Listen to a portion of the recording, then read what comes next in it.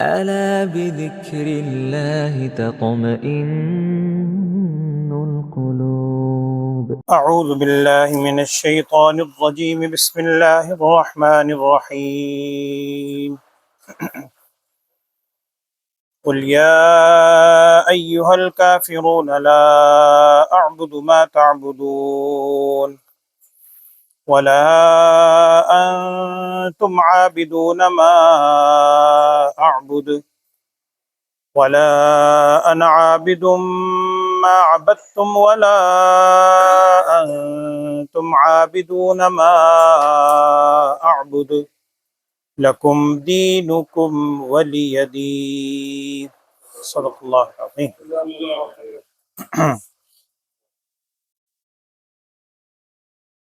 بسم اللہ الرحمن الرحیم. قرآن پاک کی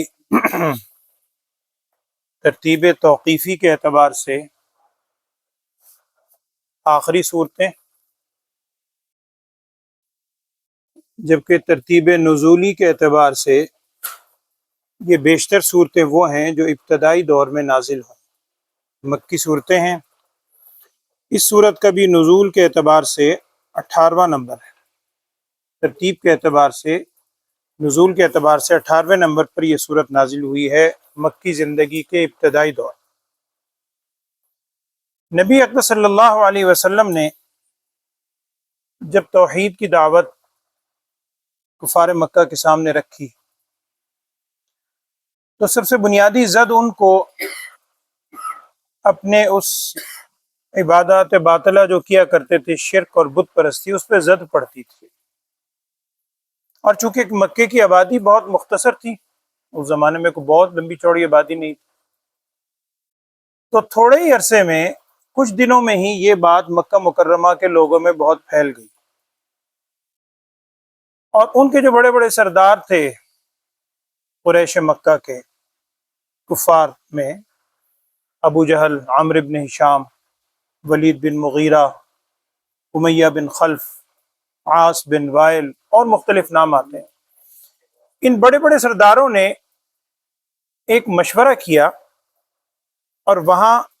ایک جگہ تھی جسے دار الندوہ کہا جاتا تھا. اب وہاں ندوہ نامی دروازہ ہے، وہاں موجود ہے، حرم کے اندر ہے. دار الندوہ ایک مکان تھا جہاں پر وہ اپنا کوئی مشاورت کرنی ہو، کوئی مشورہ کرنا ہو تو وہاں جمع ہوتے تھے. اب مشورے میں ساری اچھی بری ہر قسم کے مشورے ہوتے تھے، جیسی ان کی سوچ تھی، یعنی آپس میں لوگوں کی رائے لینی ہو تو وہاں جمع ہو کر دار الندوہ میں یہ جمع ہوئے. اور نبی صلی اللہ علیہ وسلم نے جو دین کی توحید کی تعلیم رکھی تھی، اس بارے میں مشورہ کیا کہ جی نبی صلی اللہ علیہ وسلم کی زندگی ان کے سامنے تھی، 40 سالہ دور تو دیکھ چکے ہیں، بلکہ ایک آدھ سال اور ہو گئے. خفیہ دعوت و تبلیغ رہی 3 سال بعد میں اعلان ہوئی. انہوں نے کہا کہ نبی صلی اللہ علیہ وسلم نے یہ توحید کی دعوت کیوں دی ہے، وجہ کیا ہے؟ اپنے اپنے طور پہ قیاس آ رہی ہیں. کسی نے کہا کہ شاید اپنی سوچ کے مطابق کہ نبی صلی اللہ علیہ وسلم کو مال و دولت کی شاید حاجت ہو، مالدار بننا چاہتے ہیں. کسی نے سرداری کا رنگ رکھا کہ جی شاید سرداری کی انہیں خواہش ہو. کسی نے وہی جیسے ان کا سوچ تھی غلط کہ شاید کسی اور اچھی عورت سے نکاح کرنا چاہتے ہیں، چونکہ اب تک حضرت خدیجہ طاہرہ رضی اللہ عنہا آپ کے نکاح میں تھی اور وہ بیوہ عورت ہیں، بہت بڑی عمر کی ہے، شاید یہ خیال ہو. مختلف رائے رکھی، اور یہ سارے آپ صلی اللہ علیہ وسلم کے پاس وفد کی شکل میں آئے، کئی مل کے، اور نبی صلی اللہ علیہ وسلم کے سامنے انہوں نے ساری باتیں رکھی جو سیرت میں آپ سن چکے ہیں کہ اگر آپ کو مالداری چاہیے ہم آپ کو مالدار بنا دیتے ہیں، سرداری چاہیے سرداری مل جائے گی، اور ساری باتیں رکھی. اور اخیر میں انہوں نے بات رکھی کہ دیکھیں آپ، یا اگر کوئی بات نہیں مان رہے نا، جب آپ سے ارشاد فرمایا مجھے کسی کی حاجت نہیں ہے، انہوں نے کہا ایسا کریں پھر آپ جو ہمارے معبود ہیں، معبودان باطلہ ہی ہیں، باطل معبود جنہیں ہم پوچھتے ہیں، آپ ان کو برا بھلا نہ کہیں. آپ جب توحید کی دعوت دیتے ہیں تو ہم جو شرک بت پرستی میں شریک ٹھہراتے ان پہ زد پڑتی. اور اگر ایسا نہیں کر سکتے تو ایک اور صورت ہے کہ 1 سال ایسا کریں، ہم آپ جس کی دعوت دے رہے ہیں اللہ کی، ایک معبود کی، ہم اس کی عبادت کریں گے، کچھ عرصہ آپ ہمارے معبودوں کی عبادت کریں، نعوذ باللہ. کچھ عرصہ آپ ہمارے ساتھ شریک ہو جائیں، یا معبودان باطلہ کو برا بھلا کہنا چھوڑ دیں، یا یہ آپشن ان میں سے کوئی رکھیں۔ بعض تفاسیر میں لکھا ہے کہ نبی صلی اللہ علیہ وسلم یہ بات سن کے خاموش ہو گئے، اور آپ صلی اللہ علیہ وسلم جب وحی کا نزول ہوتا تھا تو احادیث میں ہے کہ سخت سردی کا موسم بھی اگر ہو تو اس موسم میں بھی وحی کا ثقل اتنا ہوتا تھا کہ آپ صلی اللہ علیہ وسلم کی پیشانی مبارک پہ پسینے کے قطرات آ جاتے تھے۔ آپ صلی اللہ علیہ وسلم کی ایک دم وہ حالت ہوئی اور پسینے کے قطرات سے محسوس ہوئے۔ اچھا، انہوں نے اندازہ لگایا کہ شاید ہماری بات سن کے آپ صلی اللہ علیہ وسلم کچھ سوچنے لگے ہیں اور کوئی فیصلہ کرنے لگے ہمارے بارے میں، حالانکہ آپ صلی اللہ علیہ وسلم پر وحی اتر رہی تھی، اور روایت میں آتا ہے کہ یہ آیت یہ صورت نازل تھی، اور آپ صلی اللہ علیہ وسلم ارشاد فرمایا قل یا ایھا الکافرون لا اعبد ما تعبدون ولا انتم عابدون ما اعبد، اور ساری ان الفاظ کو آخر تک دہرایا کہ یہ اگر تمہاری سوچ ہے کہ کچھ عرصہ میں عبادت کروں اس کی، تم کچھ عبادت کر لو، یہ ممکن نہیں ہے۔ اب یہاں جو الفاظ آئے ہیں کافروں کو مخاطب کر کے، یا ایھا الکافرون، باقاعدہ الفاظ ہیں یہاں، اس میں آپ غور کریں تقریباً ایک ہی مضمون 2 دفعہ آیا ہے، وہی الفاظ ہیں 2 دفعہ، اور ایک الفاظ تو بالکل وہی ہیں، ولا انا عابد ما عبدتم تو نہیں، ولا انتم عابدون ما اعبد، پھر ولا انتم عابدون ما اعبد، لا اعبد ما تعبدون، میں عبادت نہیں کرتا، پھر بار بار۔ تو یہ جو تکرار ہوا ہے، ریپیٹ الفاظ کے اندر آیا ہے، تکرار کی نوعیت، اس کی مختلف توجیحات کی ہیں مفسرین نے۔ واقعی اللہ کا کلام ہے، اللہ جانتا ہے، اس نے تکرار اگر رکھا ہے تو اس میں خاص حکمت اصل تو اللہ جانتا ہے۔ بعد مفسرین نے کچھ حضرات تو لکھتے ہیں کہ یہ تکرار ہے تاکید کی وجہ سے، جیسے کسی بات میں تاکید پیدا کرنے کے لیے، شدت پیدا کرنے کے لیے ہم ایک بات کو 2 دفعہ ریپیٹ کرتے ہیں، دہراتے ہیں، تو اس انداز میں یہ تاکید ہے کہ دیکھو جن کو تم پوجتے ہو میں اس کی عبادت نہیں کرتا،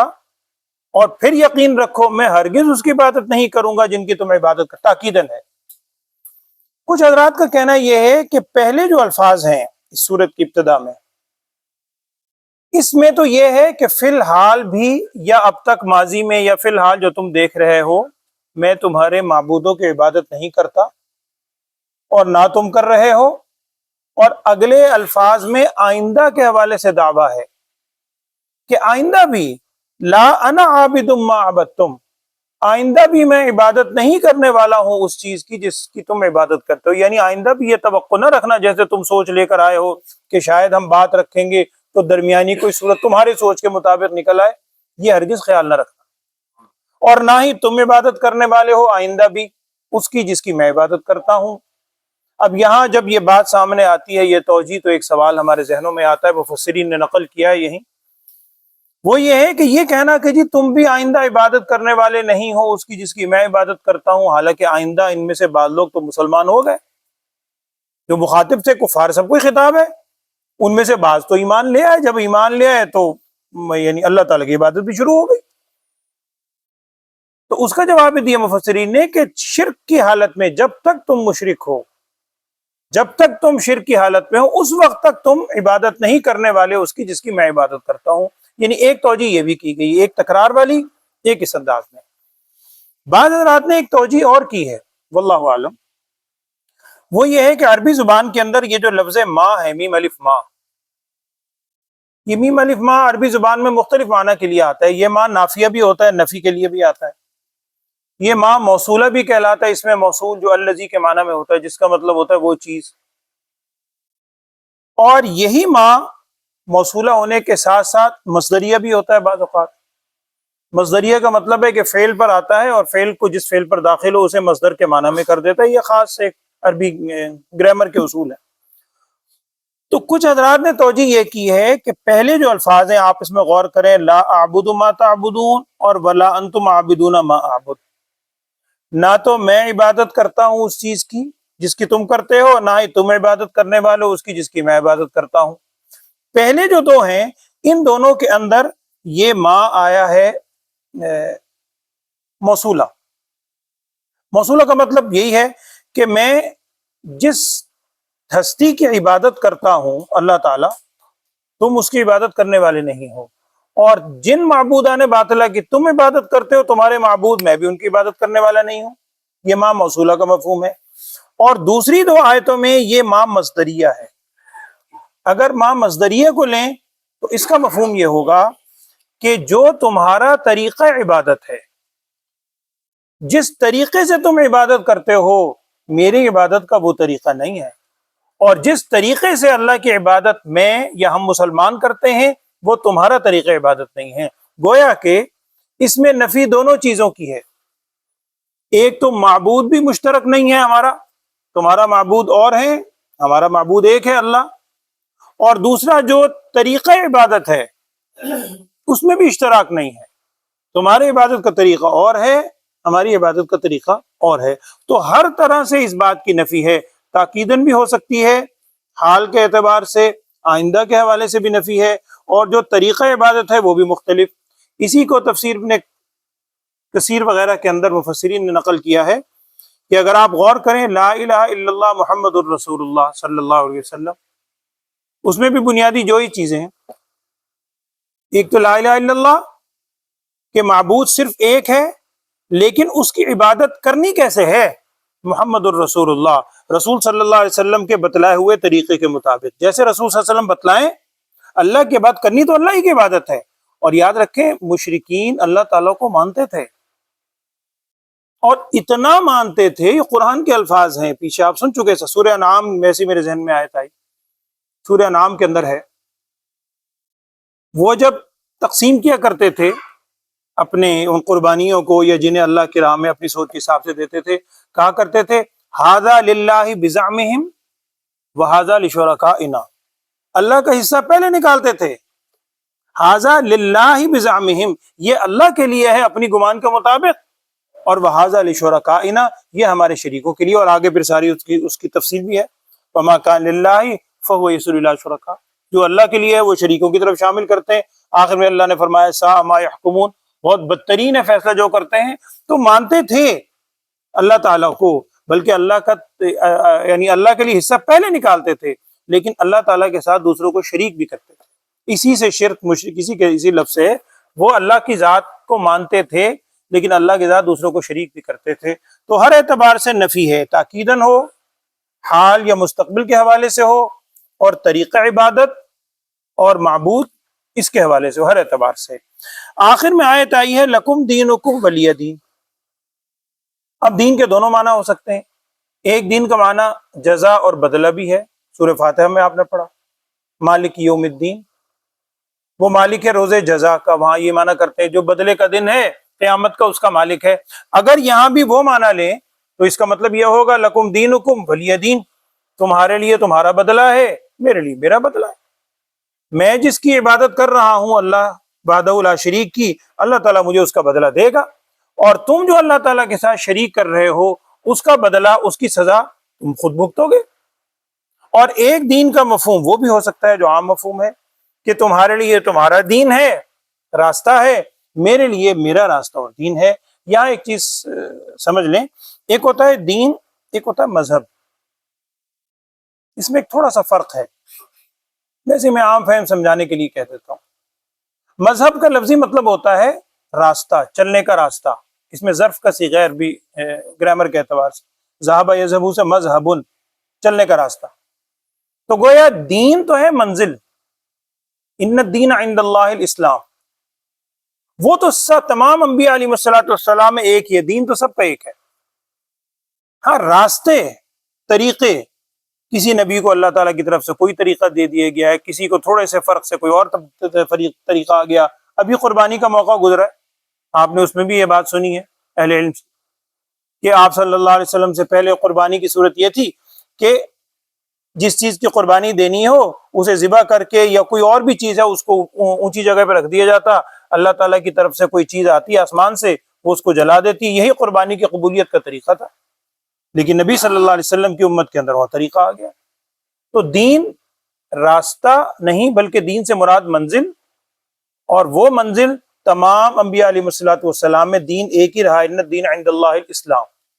لیکن مذہب، راستہ، طریقہ، یہ بعض انبیاء کے اندر مختلف ہے، اور جیسے کہ اب ہم کہتے ہیں اس امت محمدیہ صلی اللہ علیہ وسلم میں بھی ہم کہتے ہیں یہ امام ابو حنیفہ رحمۃ اللہ علیہ کا طریقہ ہے، یہ امام شافعی رحمۃ اللہ علیہ کا طریقہ ہے۔ یہ قرآن و حدیث پر عمل کرنے کے مختلف طریقے ہیں جو ان اہل علم نے قرآن و حدیث سے ہی مستنبط کی ہیں۔ وہ طریقے مختلف ہو سکتے ہیں، آپ نے کسی مقام پر پہنچنا ہے، فرض کریں آپ نے یہاں سے اسٹیشن جانا ہے، اب ریلوے اسٹیشن جانے کے مختلف راستے ہیں، ہو سکتے ہیں، لیکن منزل سب کی ایک ہے، آپ اس راستے سے چلے جائیں۔ آپ اگر وہاں رہتے ہیں آپ کے لیے وہ راستہ زیادہ بہتر ہے، آپ وہاں سے چلے جائیں، آپ کے لیے لازمی نہیں آپ اسی راستے سے آئیں، تو طریقے مختلف ہو سکتے ہیں۔ یہاں ہے دین، یعنی وہ جو منزل ہے تمہارے لیے تمہارا دین ہے، میرے لیے میرا دین ہے، اور یا اس اگر دین سے مراد ہو جزا بدلہ، وہ بھی مراد ہو سکتا ہے۔ ترجمہ پڑھیے گا آیت کا۔ اعوذ باللہ من الشیطان الرجیم، بسم اللہ الرحمن الرحیم۔ قل، آپ فرما دیجئے، یہاں سے وہ جو ہم کہتے ہیں نا قرآن کے قل، چاروں قل، وہ ایک لفظ ہم نے اردو میں ایک رکھا ہوا ہے، چاروں قل پڑھ لو جی، وہ چاروں قل جو ہیں وہ قل یہیں سے شروع ہو رہے ہیں۔ یہ قل وہ والا نہیں ہے جو ہم نے ایک رکھا ہوا ہے کہ فوتگی سے اگلے دن جمع ہو کر قل خوانی کرنا۔ قل خوانی کا تصور اسلام میں نہیں ہے، یہ کوئی آپ اس کو رسم کہہ سکتے ہیں، ہم اس لیے کہتے ہیں رسم قل، وہ رسم ہے، دین سے اس کا کوئی تعلق، کوئی دینی عبادت ہو، کوئی بہت بڑی عبادت، اس کے بغیر وہ مکمل نہیں ہوگی، ایسا نہیں ہے۔ تو یہ چاروں قل آپ جس کو کہتے ہیں، یہ قل یا ایھا الکافرون، قل هو اللہ احد، قل هو الفلق، اور قل یا ایھا الکافرون کے حوالے سے بہرحال بعض روایت میں الفاظ آتے ہیں، اگر اللہ تعالی ہمیں عمل کی توفیق دے۔ صحیح روایات میں ہے کہ آپ صلی اللہ علیہ وسلم فجر کی سنتوں میں اور مغرب کی سنتوں کے الفاظ بھی آتے ہیں۔ فجر کی سنتوں میں بھی آپ صلی اللہ علیہ وسلم یہ دو صورتیں پڑھا کرتے تھے، پہلی رکعت میں قل یا ایھا الکافرون اور دوسری میں قل هو اللہ احد، اور مغرب کی جو دو سنتیں ادا فرماتے تھے اس میں بھی یہی۔ اسی طرح آپ نے یہ بھی سنا ہوگا کہ جب احرام باندھتے ہیں، احرام باندھتے وقت دو نفل پڑھے جاتے ہیں احرام باندھنے کے بعد، اس وقت بھی اہل علم سے آپ نے سنا ہوگا کہ پہلی رکعت میں قل یا ایھا الکافرون، دوسرے میں قل هو اللہ احد پڑھیں۔ یہ کوئی فرض یا واجب ضروری نہیں ہے، بلکہ بہتر ہے کہ آپ صلی اللہ علیہ وسلم کا بھی معمول تھا، اگر آپ بھی معمول بنا لیں۔ ایک صحابی نے سوال کیا تھا کہ یا رسول اللہ صلی اللہ علیہ وسلم، آپ کوئی مجھے ایسا عمل بتائیں جو میں رات کو سوتے وقت پڑھ لیا کروں، تو آپ صلی اللہ علیہ وسلم نے ارشاد فرمایا تھا یہ قل یا ایھا الکافرون پڑھا کرو، سوتے وقت جو آخری کلمہ تمہاری زبان سے ہو قل یا ایھا الکافرون، چونکہ اس میں شرک کی ہر طرح سے تردید ہے۔ آگے تو قل اللہ احد میں تو ہے ہی توحید، اس کا نام ہی سورہ توحید بھی ہے، لیکن اس کے اندر بھی وہی الفاظ ہیں، تو یہ پڑھنے کا اگر اللہ تعالیٰ معمول بنا لے تو اللہ تعالیٰ ہمیں توفیق دے، عمل کی بھی توفیق دے، اللہم آمین۔ اعوذ باللہ من الشیطان الرجیم، بسم اللہ الرحمن الرحیم۔ قل یا ایھا الکافرون، آپ فرما دیجئے اے کافرو، لا اعبد ما تعبدون ولا انتم عابدون ما اعبد، یہ وہ پہلے دو جملے ہیں جو ابتدا میں ہیں کہ لا اعبد ما تعبدون، میں عبادت نہیں کرتا ہوں اس کی جس کی تم عبادت کرتے ہو، اور ولا انتم عابدون ما اعبد، اور نہ ہی تم عبادت کرتے ہو اس کی جس کی میں عبادت کرتا ہوں۔ اور ولا انا عابد پہلے تھا فعل،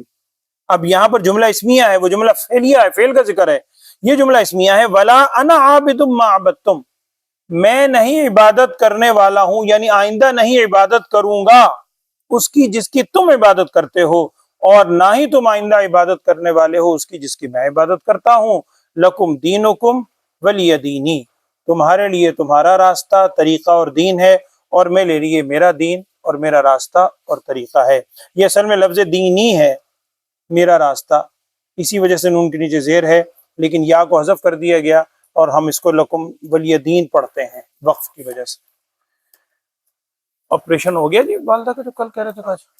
کل ہوگا، اللہ تعالیٰ خیر۔ الحمدللہ رب العالمین، اللہم صلی علی سیدنا و مولانا محمد وعلی آل سیدنا و مولانا محمد وبارک وسلم۔ اللہم ارنا الحق حقا وارزقنا اتباعہ، وارنا الباطل باطلا وارزقنا اجتنابہ۔ اللہم اہدنا الصراط المستقیم، صراط الذین انعمت علیہم من النبیین والصدیقین والشہداء والصالحین۔ اللہم یا شافی الامراض اشف مرضانا، یا قاضی الحاجات اقض حاجاتنا، انت ولینا فاغفر لنا وارحمنا وانت خیر الراحمین۔ اللهم ربنا اغفر لنا ولإخواننا الذين سبقونا بالإيمان ولا تجعل في قلوبنا غلا للذين آمنوا ربنا إنك رؤوف رحيم، وصلى الله تعالى على خير خلقه سيدنا ومولانا محمد وعلى آله وأصحابه أجمعين، آمين برحمتك يا رب۔